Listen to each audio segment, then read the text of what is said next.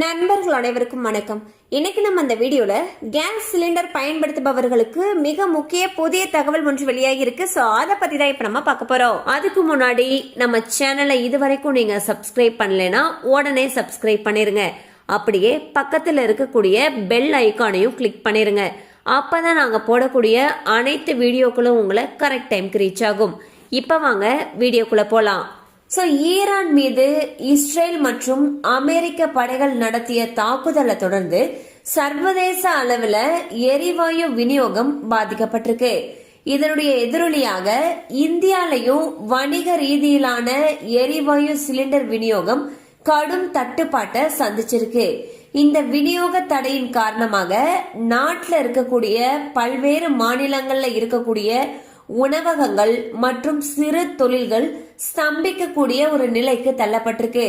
இந்நிலையில் வணிக மற்றும் தொழில்முறை பயன்பாட்டை காட்டிலும் வீட்டு உபயோக சமையல் கேஸ் சிலிண்டர் விநியோகத்திற்கு தான் முன்னுரிமை வழங்கணும்னு சொல்லிட்டு அரசு உத்தரவிட்டிருக்காங்க.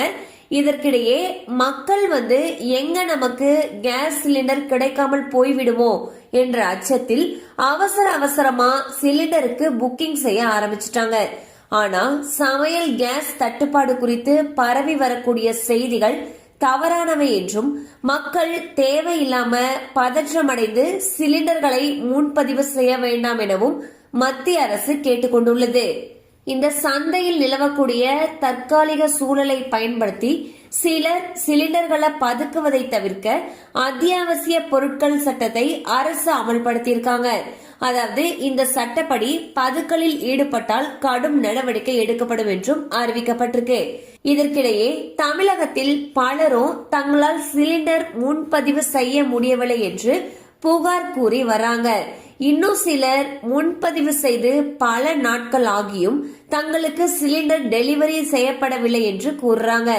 இந்நிலையில் நீங்கள் சிலிண்டர் முன்பதிவு செய்து உரிய நேரத்தில் உங்களுக்கு டெலிவரி செய்யப்படல என்றாலோ அல்லது திடீரென்று உங்களுடைய முன்பதிவு ரத்து செய்யப்பட்டாலோ அல்லது சிலிண்டர் டெலிவரி பண்றதுக்கு கூடுதலாக கட்டணம் கேட்கிறார்கள் என்றாலோ உடனடியாக அது தொடர்பாக புகார் தெரிவிக்கலாம்னு சொல்லி மத்திய அரசு சொல்லிருக்காங்க.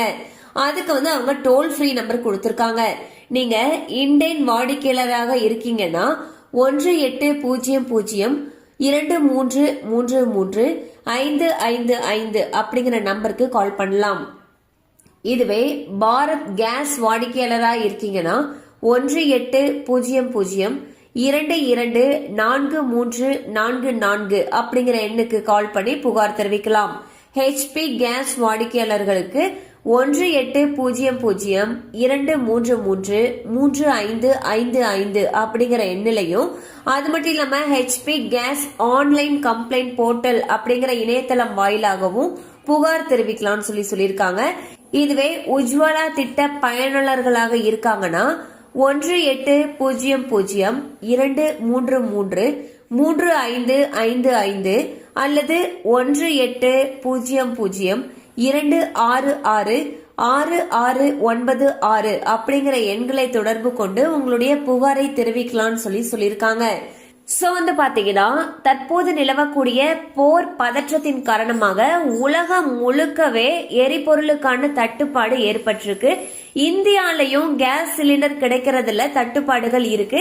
அண்ட் கவர்மெண்ட் பாத்தீங்கன்னா வணிக பயன்பாட்டை விட வீட்டு உபயோகத்துக்கு தான் முக்கியத்துவம் கொடுக்கணும்னு சொல்லிட்டு வீட்டு உபயோக சிலிண்டர் பயன்பாட்டுக்கு தான் முக்கியத்துவம் கொடுத்துட்டு வந்துட்டு இருக்காங்க.